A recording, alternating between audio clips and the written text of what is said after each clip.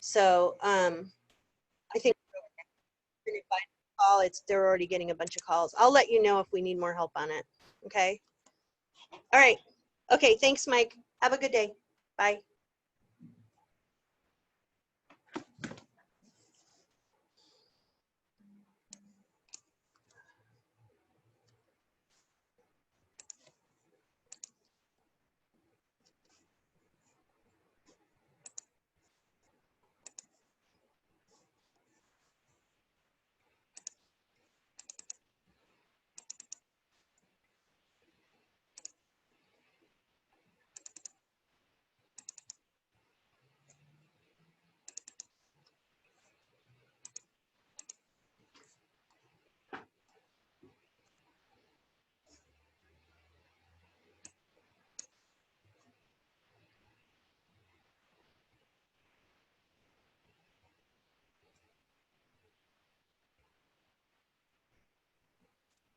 Good morning. Good morning. How are you?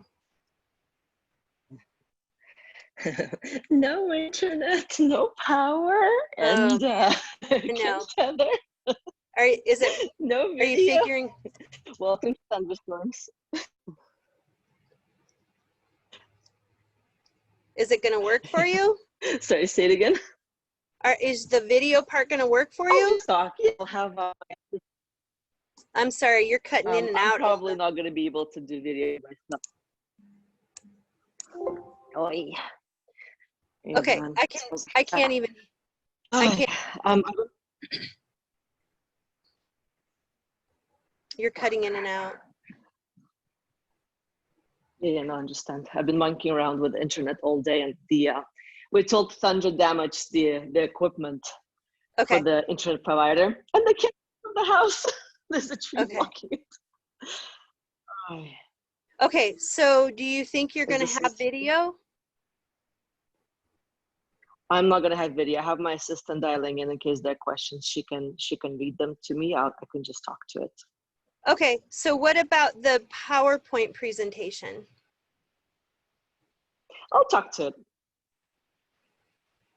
Sorry? This is very unexpected. Yeah. Are you going to, okay, so we're not going to be running the PowerPoint presentation? I'm not going to run the PowerPoint.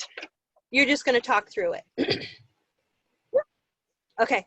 Don't have. Well, I appreciate you going to plan B and figuring it out then. Sorry, this was all like this morning No, yesterday trying to figure it out. I know. People are having trouble with internet, with electricity and everything else. It's been a weird couple of days for sure. We haven't had phones in our office since last Wednesday, and we haven't had air conditioning through this entire heat wave. We have no air conditioning. So, jeez. Yeah. I'm in the mountains too, so it's been crazy, and I was trying to get out to go to the office today to take it from the office. And my husband is with the chainsaw up in the driveway. Oh geez! Oh my gosh! Okay. I didn't know. Okay, well, it's almost 9 o'clock, and so once 9 o'clock comes on, more people will jump on. We've been getting 15, 20 people per meeting, and so more people will jump on. And so if you'll start by introducing yourself and just letting people know that you're doing the best you can today because of the power outage challenges. Yes, Laura, I can load the PowerPoint and click it whenever Olga says to click it. Would you like that, Olga? Would that help? Or would you? I'm having a just hard time even hearing you, Olga. Let me try to dial in through the carrier versus internet. Renee, do you mind being a co-host then if I make you co-host? No, I don't mind. And I will, let me get the, yeah. So this is Elementals number 1. Right. Crazy few days, that's for sure. Well, and we just have to be very flexible. Yeah, I appreciate Olga's trying to make it work. Mm-hmm.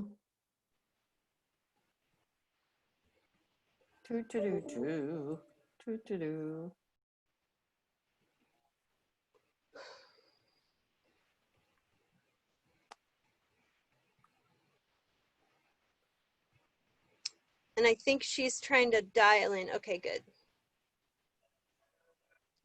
Good morning, everybody. So Olga is our instructor for this morning. And it's been a crazy weekend with power outages and internet failures and all of that kind of stuff. So Olga is working something out. And Olga, let me know, can you hear me okay? Yep, I'm back. Great, Hopefully okay. this is better. Okay, thank you. And then Renee is willing to pull up the PowerPoint if that helps, Olga.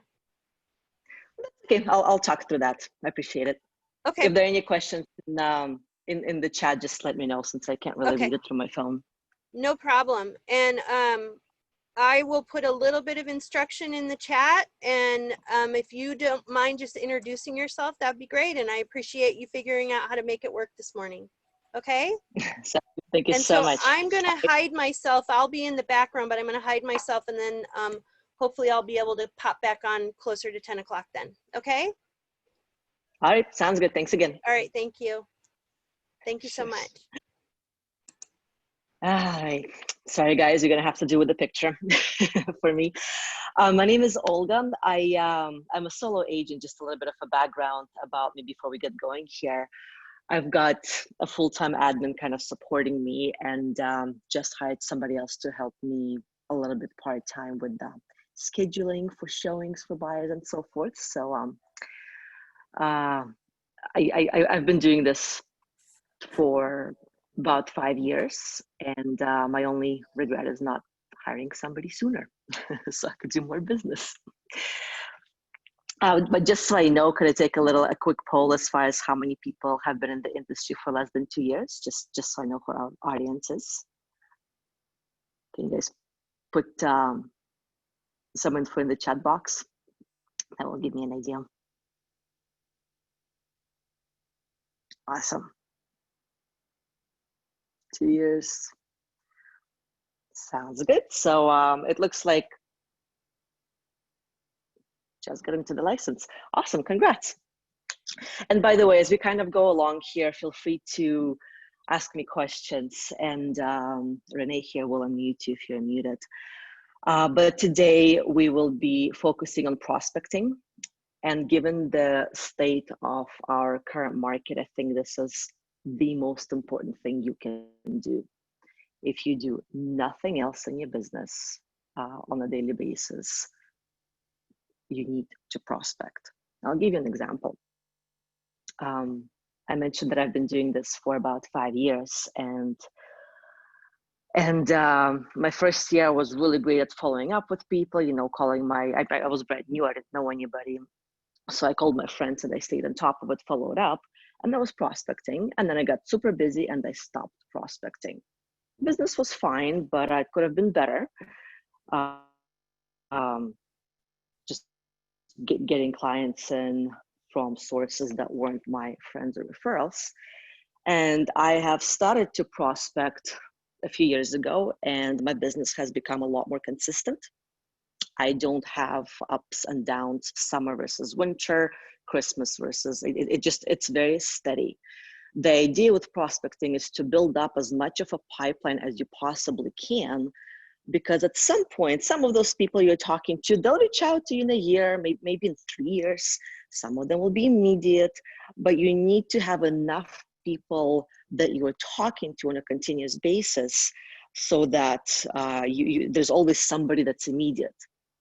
And with time, it'll be more than just one person who's immediate. So just never stop prospecting, essentially, to keep that pipeline going. The way our business works is you spend a lot of time looking for business. Once you get it, don't forget to focus on getting more people in. Because once you get a client, you need to then find them a home or sell their house. Then you need to make sure that the transaction closes successfully, and only then do you get your paycheck. Now that whole process can, the transaction alone will take you a month. It'll take you more time to sell or find somebody a house. Let's call it another month or so. So if for those 2 months you stop finding new business, what are you going to do when the deal closes? You're back to square zero. and it takes time to ramp up and get the ball rolling again. So I cannot stress this enough. Prospect. Now, let's talk about what you can kind of do to find business. And some of you mentioned here in the chat that you're new to the business. So I imagine that you're coming from, other careers here. You probably, go ahead. Somebody has a question? Yeah. Okay. So like Candice mentioned, like you just got your license here. So, people from your previous career or friends, family, we all have those contacts. The first thing I recommend for anybody to do, even if you've been doing it for 2 years, is write down everybody you know. I don't care if it's your child's soccer teacher that you used to know 2 years ago. Write them down. LinkedIn, you have a lot of contacts there. People in your phone, make sure just write everybody out. There are different ways to approach different types of people, as far as somebody who's your friend versus somebody who's who you don't know really well versus somebody who's family. But you need to have a good list of everybody you know. And you'll be surprised at how many people you end up with. Have a notepad in your car or whatnot, so as you're driving around or going to a grocery store, you remember somebody, write it down. And this type of exercise will add people to your database. Go ahead.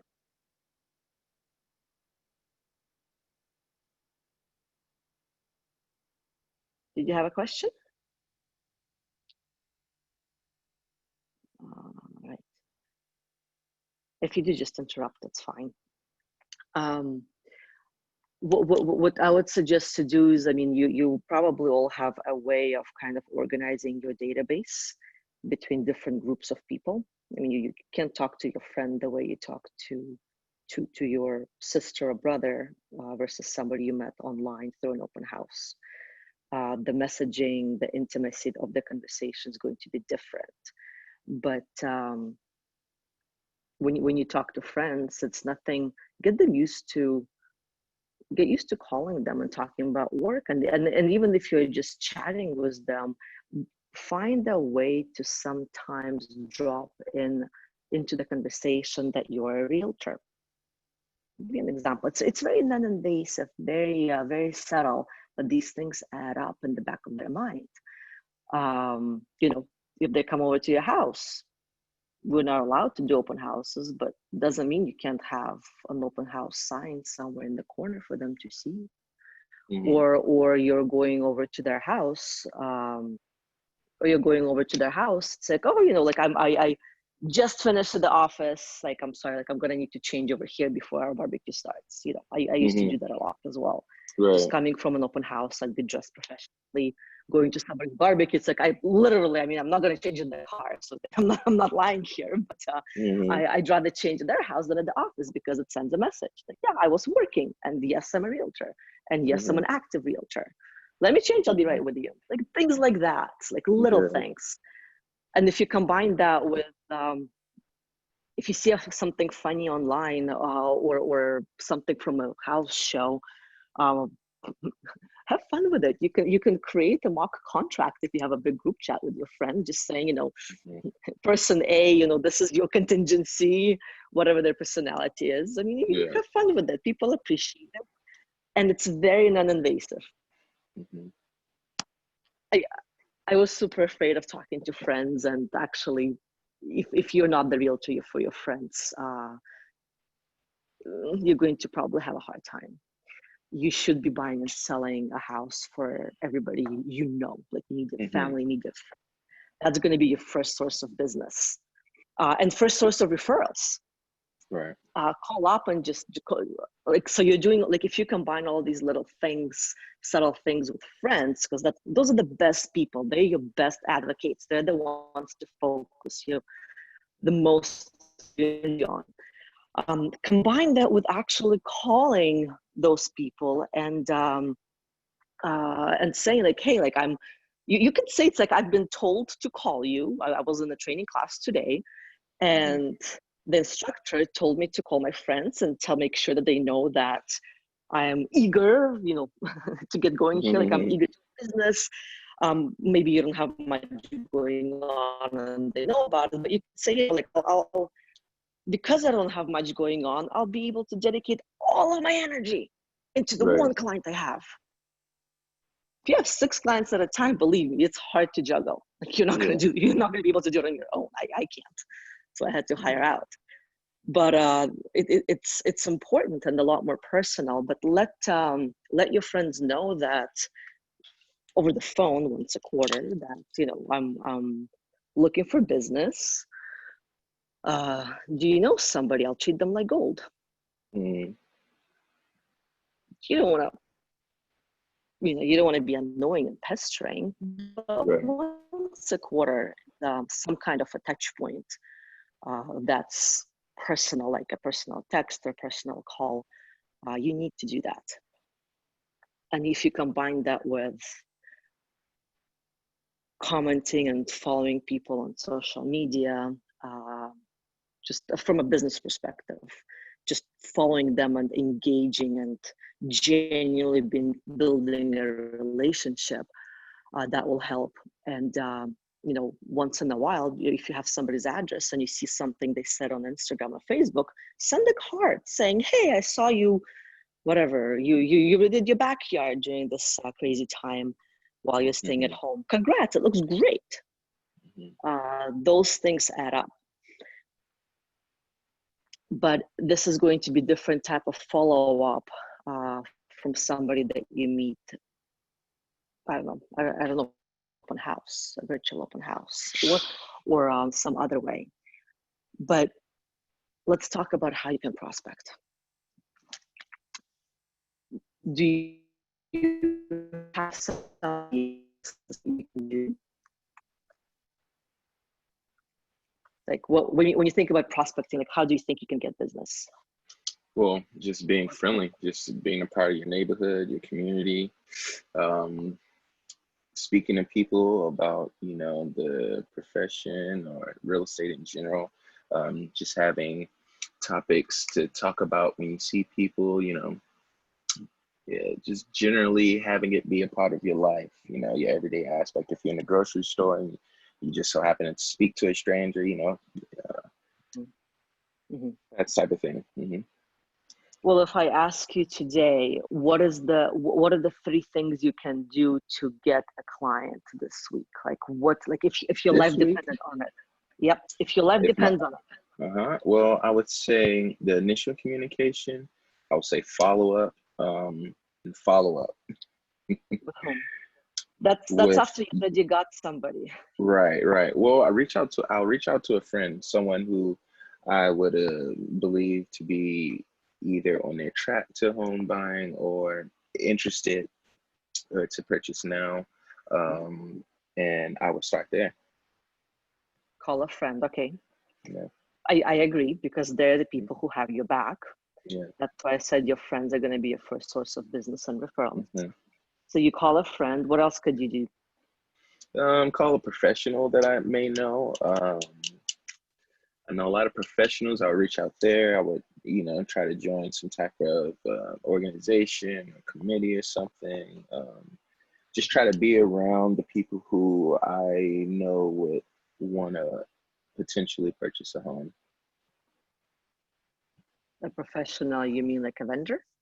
Like I don't know, like a doctor, a nurse, a therapist, a dentist, you know. Gotcha. Okay. Okay, so you can go the business route, trying to find people who have certain types of jobs who may be in a position to come move and be listed. Okay, that's fair. That's what you're gonna do, by the way, this week. Okay. If you're life dependent and you need to put food on the table, you need to find a client ASAP. One good script is when you call people, especially people you know, like your friends, or if you have past clients, don't forget about your past clients, by the way, is, you know, just call them up and say, hey, like, I need your help. Okay. They will freak out and say, oh my God, what happened? Are you okay? But I swear to God, I swear to God, you'll walk away with referrals if you call enough people. I need your help. Pause. Just say that. Just say like, we're Okay. having a competition in the class. Like I just had a great training session, and we are having a competition to see who can get the most referrals over the next month.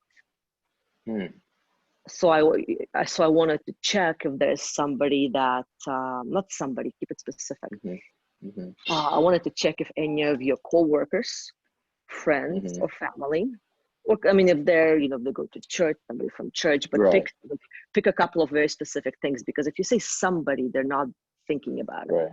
Give them, you know, friends, they're going to think about friends. Family, they'll think about family.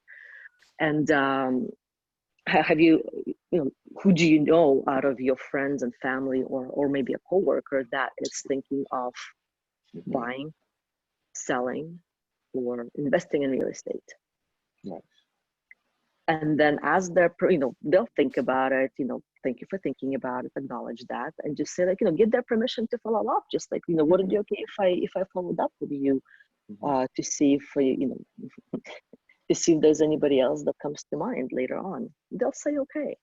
And it gives you the opportunity to not only follow up in 3 weeks or so, or in a month, but to call again the third time and say, hey, guess what? I won the contest. Even if they didn't refer anybody to you, they're getting into the mindset of referring people. Even if you get nobody, if you call them again next quarter with just a, you know, hi, how are you doing script, they're already thinking that, oh my God, Dennis is calling. He must be looking for a referral. That's fine. Yeah. Like you'll find that when people pick up the phone, they'll be saying, the first thing they'll say to you is like, I don't know anybody yet. Like, it's okay. Like, I'm just calling to check in. Like, how are you doing? How's work? How's life? But it's good. You want them to think that. And sending something out via email at least once a month, something of value, like a stats update, like a market update. Let people know what's going on in the market. It gives people the opportunity to respond back to you without looking for your contact information. But prospecting, so in our market now, what can we do? We can talk to our friends and family and people that already know in our database, and actively start communicating with them at least once a quarter by phone. Everything else, at least 32 touches during the year, between texts and emails. And texts have more, have better statistics for people reading text messages versus emails. They're just being ignored. But do a combination, and then you can do a touch in social media. Go through your database and see who's on social media. Add them to your account. But we can talk to our, so your database is your sphere. We can talk to them, prospect. But how do you I get? wanted to mention that's interesting how, because I was emailing someone, you know, a few times this weekend, and this morning I sent them one text message and they responded to me almost instantly.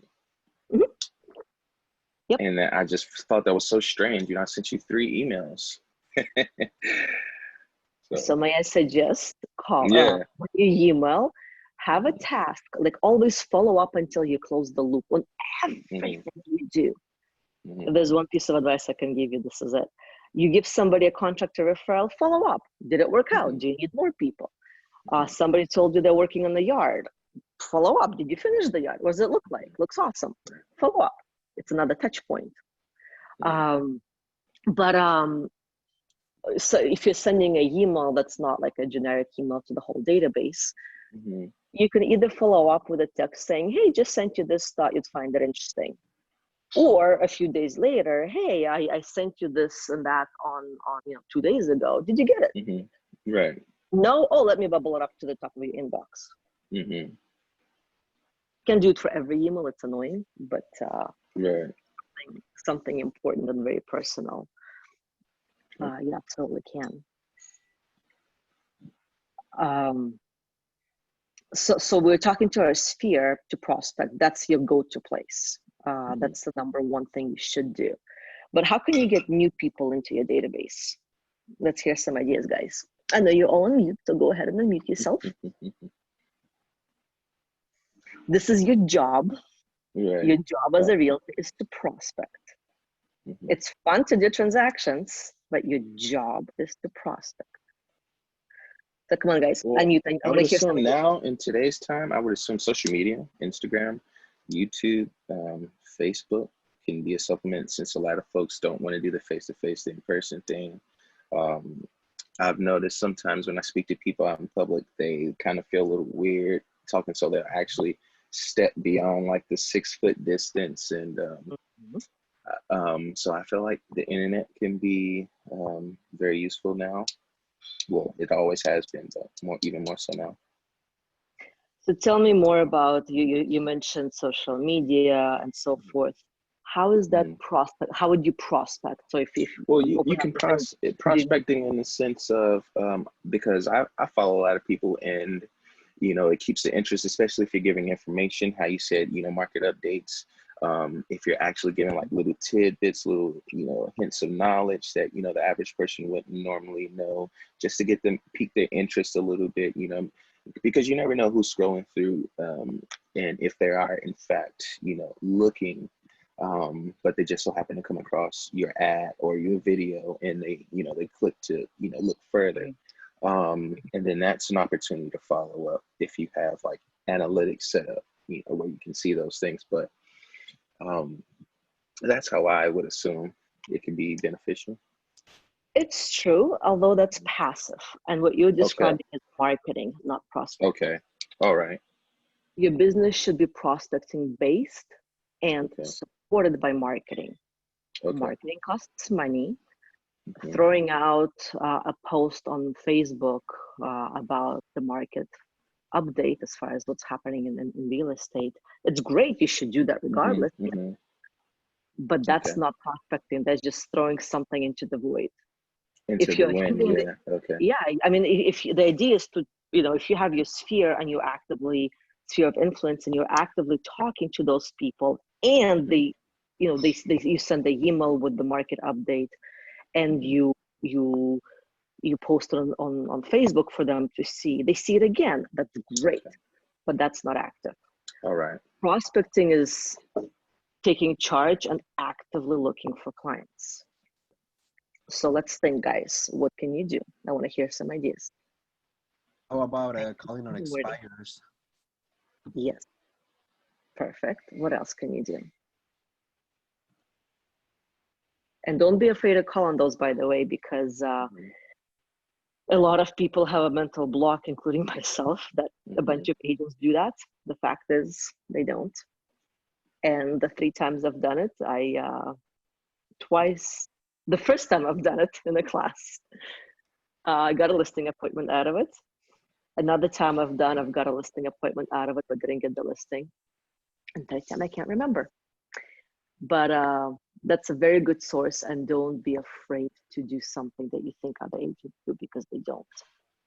Perfect. Yeah, I wanted to get your feedback on how you feel about calling on expires, because that's definitely one of the things that I want to implement in my prospecting system. How often do you call? Well, no, I haven't called to prospects. I've worked throughout my personal database or my sphere of influence. But I want to start doing something else, adding more, different ways to prospecting. I used to do open houses, but we can't do that anymore. So expires is one of the things that I've been kind of like getting ready to do it. Memorizing the script, and I want to start practicing a little bit before I start calling. So if it was me, the first thing I would do is say, stop practicing and just do it. You'll practice as you do it. You can never be too prepared. Just do it. And you can buy that kind of data, but you got to call every day. And leaving a voicemail is not a good idea because people are more likely to call you back if they just see a missed call. So don't leave a voicemail, and you have to call every day. call every day for a week. And if you don't get a single pickup from the same number, then you can drop them. Or, you know, if you have the email, you can put them into your campaign on some kind of a drip campaign. But you have to call in a row every day for at least 5 days. If somebody picks up, then you talk to them and then you follow up based on how your conversation goes. But expired, there's a lot of opportunity there now because certain types of, there are a lot more expireds now than there were before, and a lot more expireds at a lower price point. A lot of condos are moving very slowly right now, townhomes, or the luxury market. People can't sell probably because it's overpriced. It's the first assumption if the home hasn't sold. And do it, but do it every day. Thank you. Same with for sale by owners. That data, usually when you buy it, you buy both, for sale by owner and expired. You just have a different script. Thank you. What else can you guys do? You can do open houses. What about door knocking? You're not allowed. It's illegal. Oh yeah. Right now, at least. But otherwise, yes. And at some point, this too shall pass. So at some point, you'll be able to door knock. What else can you do? I'm trying to hit my, there's a neighborhood rental apartment zone, and I'm figuring it's a great time to buy. So I'm sending a mailer that I'm still working on. So I'm kind of in the beginning stage. I'm going to send that out and then invite them to a somewhat organized, Zoom, just to give information on the buying process. And then possibly I'm trying to figure out if I can get a lender in there and discuss the numbers. I think that's fantastic. If you have a way to buy data for the phone numbers for that area, for the people you're mailing, you can also hit them up via email and phone and text. Okay. But text, be careful because you need their permission to bug them via text. Okay. If you're gonna do that, set the expectation that I will follow up with you. I'll continue keeping you up to date via text. Okay. That they have to agree for you to text them. All right. Good. Okay. Thanks. So what you're describing is more like circle prospecting, like you pick an area, you drop a pin on the map. Yeah.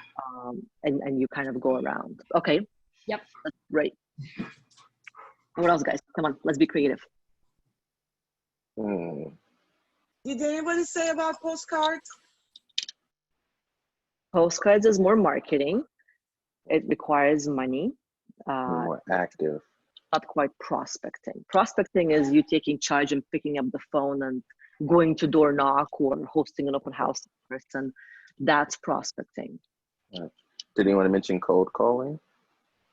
Cold calling is good.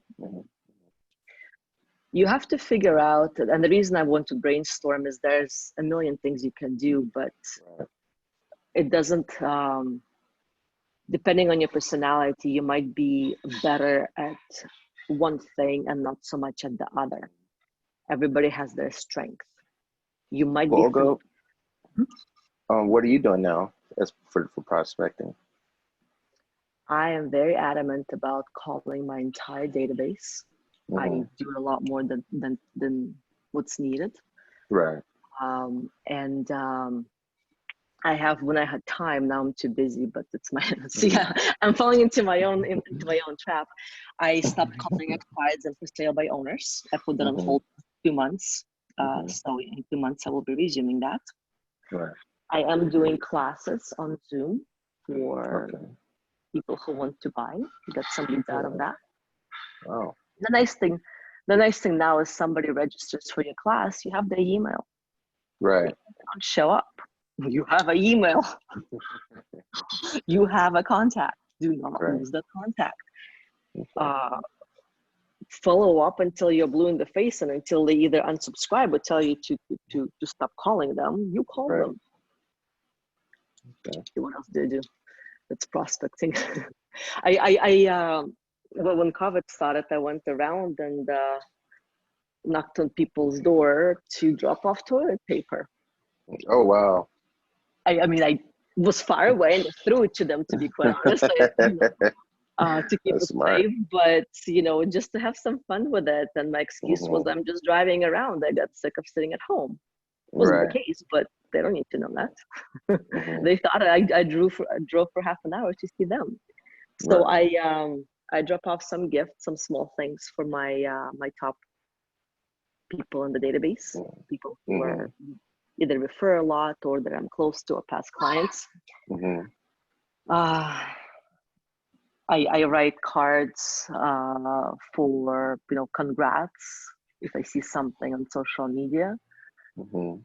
That's a little bit more passive, but it's a touch point. Right. I send marketing updates every month consistently. People read them and they respond to it, and they advertise those ads to my sphere. Like, you can create who you advertise to on Facebook or Instagram. You can advertise to the outside world and pick your demographics, or you can advertise to the people who already know you. So I'm not trying to get new business out of it. I'm trying to have people who know me better. So I Right. did there. Oh God, what else is there? I do so much. I need to open up my campaign and see. Bailey's online here. She's my admin. Bailey, what else do we do? But calling doesn't, you can't substitute calling somebody. I also, when I'm driving by, I know my clients well, and I take a picture of something that's relevant to them. Say I was in Dublin this week and I snapped a picture of a local landmark, and I'm going to text it to a couple of people I've done business with in that area, saying, "Hey, I was in the area. It made me think of you." Boom, picture. It's a little thing. Right. What about reaching out to the sell by owners? So like I said, with expired listings and for sale by owners, usually they go hand in hand when you buy data. It's just a different script. And for sale by owners, the idea there is to come from contribution. Because these guys, like, remember, these guys are thinking they don't need to hire anybody because you're too expensive. So your job is to, I mean, and you can't really pound on them saying, "Hey, your pictures suck." I dealt with one about a month ago, and I'm like, "Oh my God, the picture has somebody swimming in the pool, and there's a dog in the background, and oh, it's just ridiculous." But you can't really tell them that what they've done sucks. They're not going to listen to you. They think they've done a great job. So contribution is like, okay, like, I see what you're doing, but everything you do is to ask them the question of, I see what you're doing, but if I was able to show you how you can net more by hiring a professional, would you be open to just hearing me out? Yes, I would. Fantastic. What works for you and your wife? Is Tuesday evening better, or is Wednesday morning? Exactly. So come from contribution and remember that they think they're doing a great job, but you're focusing on what they can net. They're focusing on expenses. Right. You're focusing on the net. Okay. Circle prospecting, but that's all kind of cold calling in a sense too. It's just like who you call. Circle prospecting is cold calling too. You can buy data. You can, just get phone numbers, and you can circle prospect around apartment complexes, like somebody just mentioned. You can call neighbors. Oh, that's what I do. I call neighbors on my listings and for my buyers. Even if it's not my buyer, if it's my listing, I would offer to introduce the buyer to the neighborhood, because it has my contact information on the letter of the introduction. And if it's my listing, then the neighbors think that I'm part of their community, trying to introduce a buyer into their community. You can buy the data again, and as you're going along prepping your listing, you can call the neighbors and say, "Hey, we're coming soon. Hey, we're now in the market. Hey, we're in contract and this was the activity. hey, we closed and it's at record price, or whatever it is. It gives you so many opportunities to touch a neighbor. It's great. I have a question about that. Mhm. I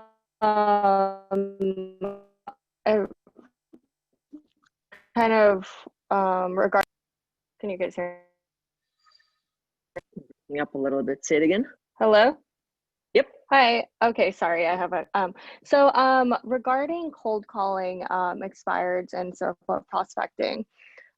Is there a way to get, being a newer agent, I think I need to rely a little bit on the broker's stats. Like what if I call expireds, like I would like to, I'm thinking about sending out like mailers with office stats for recently expired. Is there a way to get information like that easily? Office stats. So what's your goal? What are you sending out? Are you, Well, it like, would what- be for expireds, it would be like what are the expireds that our office has recently sold, or any success with selling expireds You can, if you go on MLS, from our office. there's a broker code. Mhm. There's a broker code in one of the search fields. You might need to go to the advanced search fields to add it to be front and center. But there's an office code, KWSV for us. You can ask Rob about it, or Mike Sibilia, but I think it's KWSV, and it will pull all transactions that our office has done. And I think you can do the same for the Santa Cruz office and the Gateway office and the Campbell office. KWSV is the Campbell office. Okay, cool. Thank you. That's evidence of success, and nobody's preventing you from sending out other people's listings from our office with their permission, saying, like, you just have to ask them, like, hey, I saw you sold this house. Is it okay if I mail or email my sphere saying that we sold it? Like, not you, but we sold it. It's okay. Get their permission. You have to do that. Otherwise, somebody can ding you for it. Okay, cool. And if you're sending stats for sale by owner, what you're talking about is evidence of success. But if you want to show what the market is doing in that area, pull up just MLS statistics. Make it and put it into a nice format and send that saying this is what's been selling around you. It doesn't have to be you, it's coming from you. So if I circle prospect around a listing that our office sold, do I have to get the agent's permission to do that? Say that again. If I'm circle prospecting around a listing that our office sold, is that something I have to also reach out to the listing agent for? No, you only have to reach out to the listing agent if you're using their listing in your marketing. Like you're saying, I sold this. Got it. Or you're using their photos or things like that. Yep. Circle prospecting is circle prospecting is great around recent listings, because if you take a look and if you actually pay attention, one home goes on the market. Within the next few months, other homes will pop up like mushrooms in that neighborhood, because a listing makes neighbors think about selling. You probably want to touch those people 3 times though. Anything more than that, they're probably not going to do anything, and you need to move on.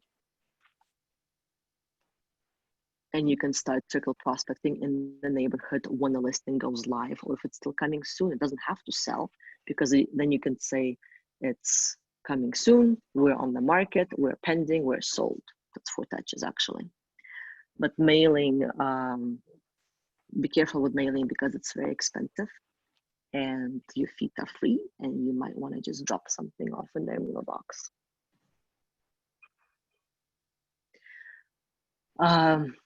You can also, so there's a bunch of different ways you can approach circle prospecting, from cold calling to focusing on neighbors, to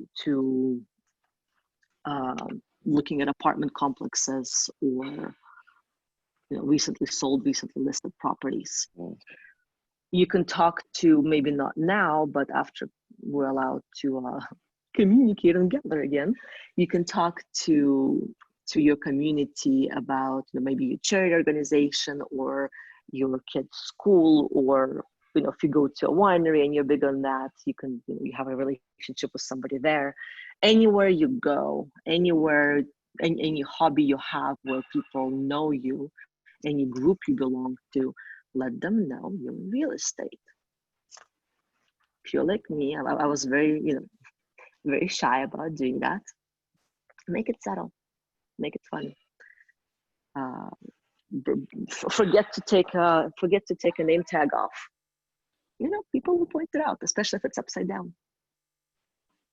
Start the conversation. And go back to everybody in your database and on LinkedIn, export the data and add those people to your database. I suggest that even if you don't want to do for sale by owners, for example, or if you don't want to door knock, or go to a networking event, or host a class, do it once. Try it out. Because you can't possibly do all of the things we talked about. It's too much. And you'll be all over the place and you'll never know which script to use, and it's just confusing and difficult. Find out what you're best at or what you enjoy most and focus on that. For me, it was open houses. And you can still do an open house virtually, by the way. Who says you can't? You just need to make sure that the way you do it, you're capturing the leads, not the person you're doing an open house for. Because otherwise you're just there for, you're not gonna capture people's contacts during an open house virtually. It's very difficult to do. And they have given their email out already to register for it. So, how are you gonna get them to reshare that, I guess. But my point is, pick one thing that you're really good at or that you enjoy, master it, and then move on to adding a second thing. And over time, you'll find your niche essentially, but you have to try all of it. There are people who, one great thing about this business is that there's enough business for everybody, first of all. And second of all, somebody might be fantastic at door knocking and somebody will hate it and they'll cold call. Do you think people in Alaska cold call or door knock? It's cold, they call. Weather doesn't permit to door knock, but so people can be successful everywhere. But try it out. Don't be afraid. And you prepare, but don't over prepare. Just do it. Literally. Does that make sense? You guys with me? Say yes or yes. Yes. Olga, I wanted to ask you about farming, geographic farming. But that doesn't, what is that? So when you just basically, you market, you prospect an area, is that something that is advised at this point? Because you can do that via like sending email newsletters and stuff like that still, right? You can farm online through social media, or you can farm a physical farm. Like you can farm a demographic, or you can farm a physical geographical area with mailers, and you can buy data for that area and call them. At least when I attend other coaching, like MAPS coaching by Keller Williams, or Gary Keller suggested, don't start doing anything now because of COVID that you haven't done before. Okay. I agree with that. If you've never farmed, it's expensive. That's marketing. Right. Your business should be prospecting based, marketing supplemented by marketing. It's very expensive to mail, trust me.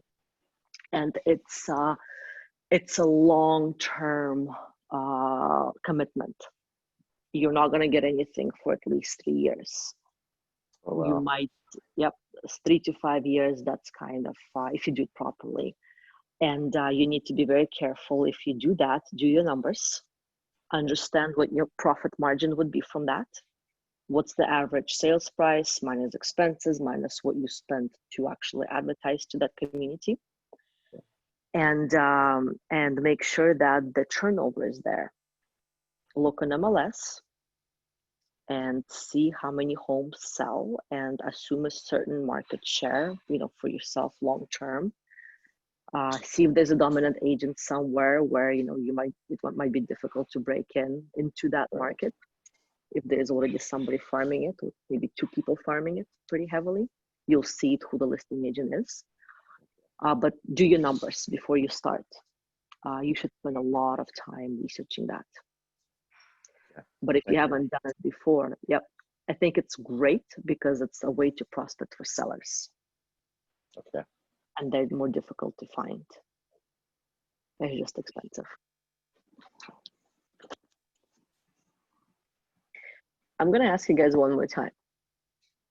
If your life depended on it, if you needed to put food on the table tomorrow and you need a client this week, what can you do? Well, I'm getting up bright and early every morning, and I am putting creases in my sneakers, walking around the streets and talking to people, shaking hands. And I'm doing absolutely everything I can to get a contact. So let's role play that. Let me be the person you're passing by. Mm-hmm. Go. Okay. Hey, hi, how you doing, Olga? Good. Monday, huh? Crazy weather. Yeah, I know, crazy weather. Today's been a scorcher. I had to stay in home all day in my air conditioning and just look at everyone outside sweat. Oh man, my AC broke on Friday. Well, so how have you been? How's your family doing, Olga? Oh, okay. Like I said, no AC, so kind of crazy. No AC. Okay, so how's your home doing? Your home doesn't have an AC? Were you interested in getting a home with an AC? Nah, it just broke. Just broke. Okay. Oh yeah, I guess you're right, Olga. I don't have anything that just kind of.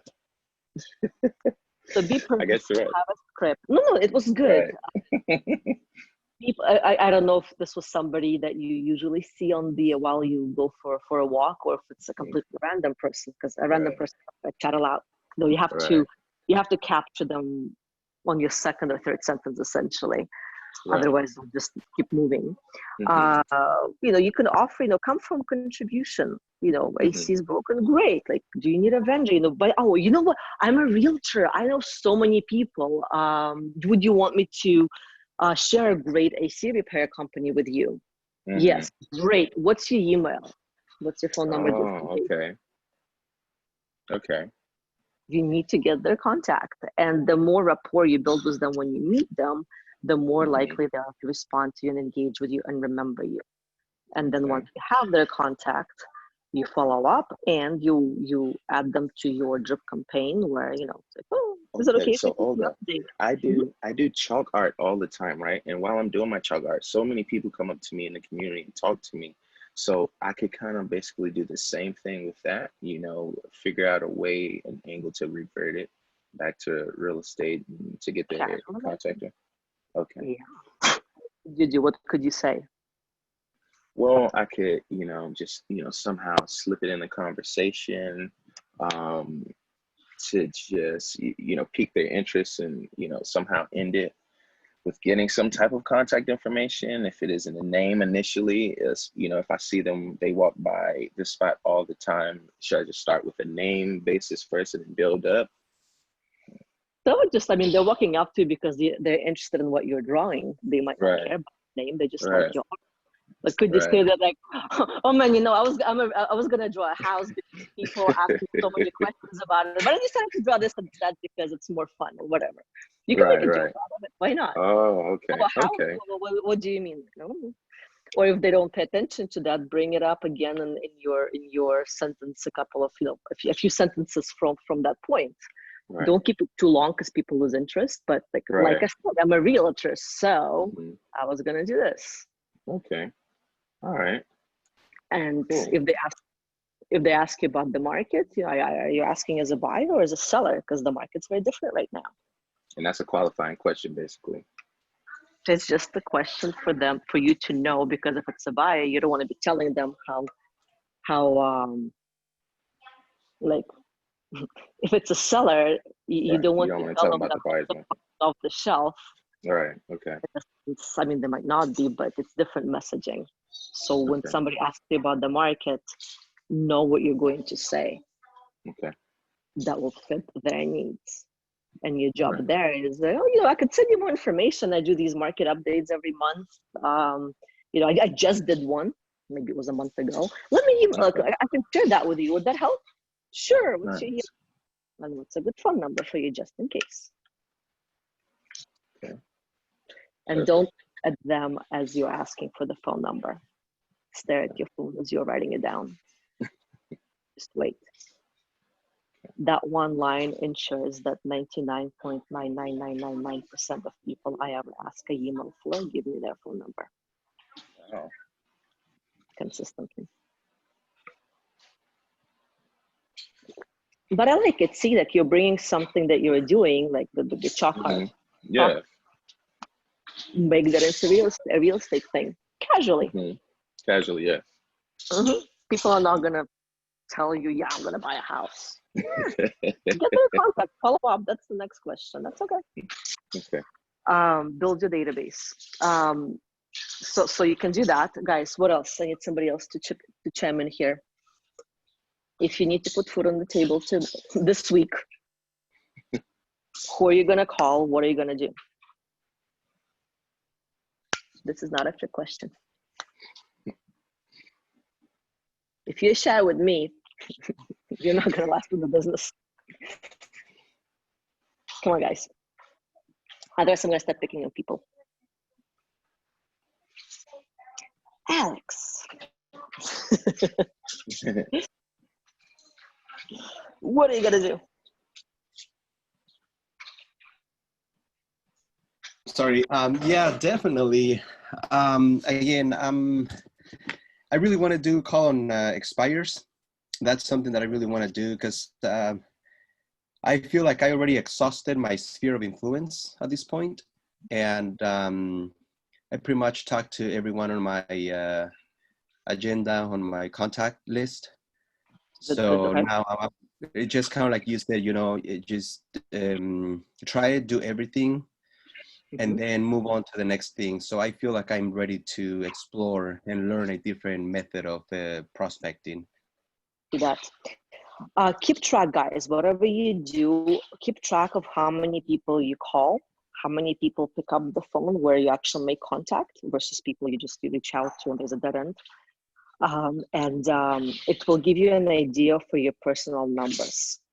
So you could see which prospecting avenue works better for you, where you get more response.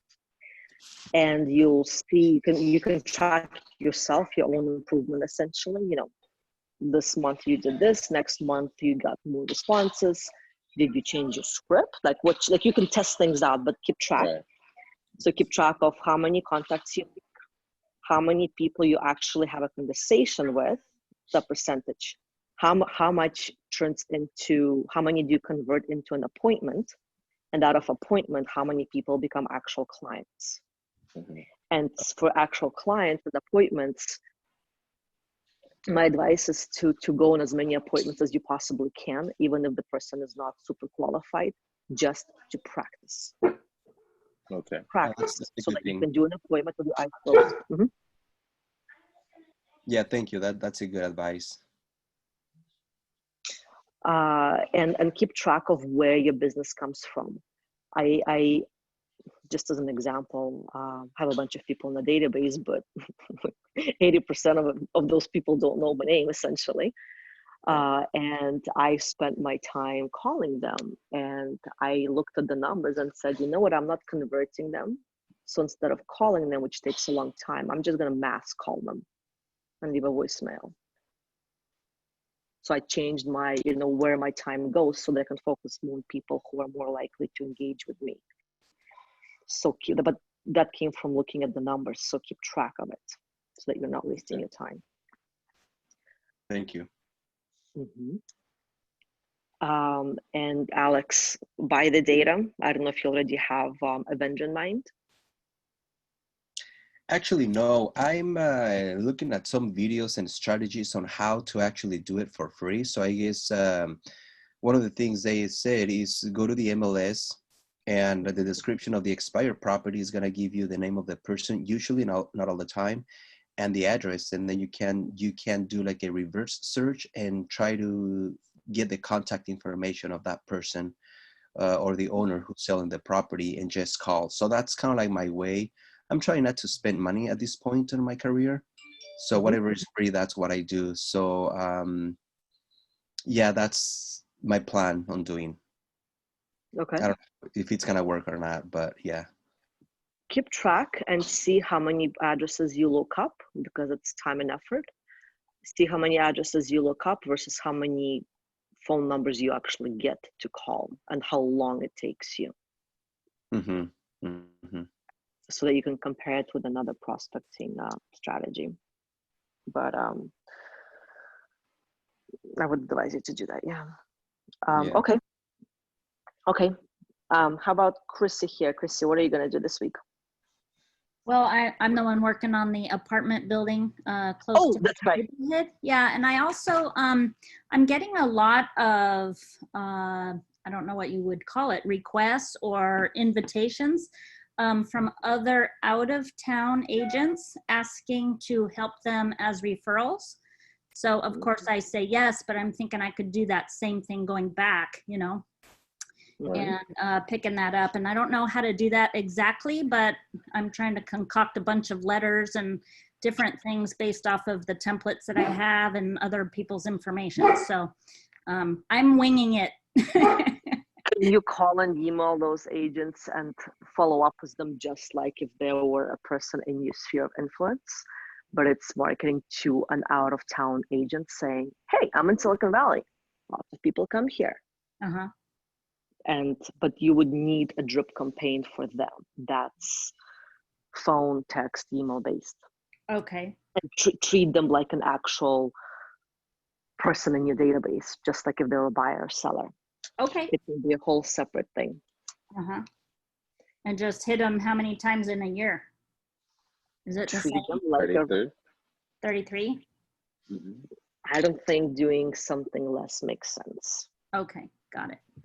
Agents don't follow up. I get those invitations all the time, but sorry. I never hear from them again, ever. Okay. Follow up. I just think it's a good idea for, like, there's a lot of people leaving here and going to various places, and some of them are in California, but a lot of them are, all those other places that don't charge tax when they retire. Florida, Texas, all that.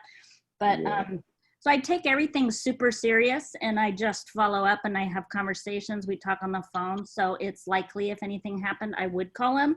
Or if I didn't like him, just talking to him, which only one time that happened, and take a note, right? Or keep them in or out. But I didn't think about the drip campaign and doing that. So that's a good idea. I'll add that to my concoction.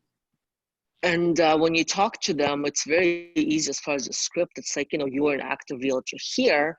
Ask them how their market is doing. Are things moving fast? Are they slow? Is there a difference between townhomes and single family homes as far as the market dynamic? How is COVID affecting it? And tell them about your market here. Like, oh, well, it's kind of what we're seeing here. Or, oh my God, this is completely the opposite here. It shows them that you know your numbers, and it's a business conversation, and you can drop it into, like, that information will help you as you talk to your sphere and people who are out. You could say, like, yeah, like I know what's happening in Florida at a high level. Okay. I would suggest for you to, it's probably very Googleable, look at the numbers. Okay. Where are people moving to or from? Where are people moving from to Bay Area statistically, and target those agents in those areas? There is a way you can call a local office. You can get their phone numbers and emails, I'm sure. And see where people are moving. Well, if people are moving from Bay Area, then you need a client to refer out. So you need people who are moving to Bay Area and from where. Yeah. We're 1 minute over, so Lydia, Sam. You're very far away. Speak up. Oh, is that Lydia? Sam, go ahead. Oh, hi, Olga. A few years back, I used to manage an apartment complex, and I managed to stay in touch with some of the renters on Facebook. And, you know, we go back and forth on Facebook. And yesterday I received an interest. Gentleman said that he was ready to start looking at buying a home. So, I mean, I really didn't think Facebook was going to be that useful, but I got a little nibble yesterday, and I think I'm going to spend a little more time in maybe doing a little video work. I also contact my database, which I used to be in construction and custom home builder, and I have a lot of contacts, a lot of architects in the Bay Area, and they're not doing all that well right now, but they're still contacts, and we keep in touch. And I have received a few leads, referrals from the architects. So I just call and email and prospect them with the recent, you know, the market information on, you know, positive information. I stay out of the COVID, and I just try to be as uplifting as I can. That's what I've basically been doing. Enthusiasm works great. Come from an area of contribution. Architects, I mean, especially if they're not doing well, you can always, it's just a suggestion. You're probably doing it already, but like, you know, you could say something like, you know, how's the business? Would it be okay if I, you know, if I refer you to people?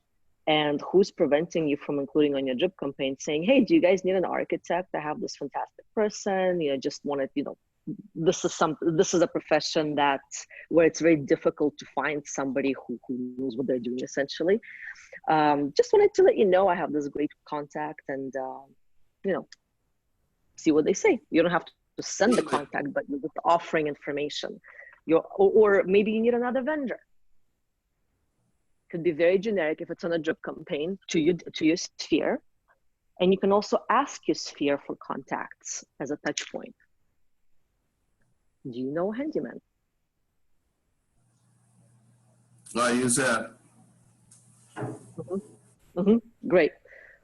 I might need to hit you up on an architect referral offline. Okay. I like that you were talking to people who know you. Make sure that they're all on the drip and that you're consistently following up with them. Get a CRM. All of you guys, like, make sure you have a CRM that's not a spreadsheet, so that things are automatic. Otherwise, you'll let things fall through the cracks. I agree. You guys have any other questions? How else can I help?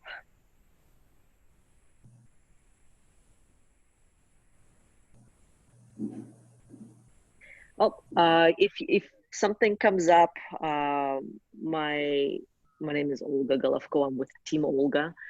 You can find me on Google, since I can't access chat through my phone. Sorry, my internet sucks today. Hit me up with any questions. I'm here to help, so I'll do whatever I can. Thank you so much, Olga, and thanks for making it work even though we had some technology or electricity issues. I really appreciate it.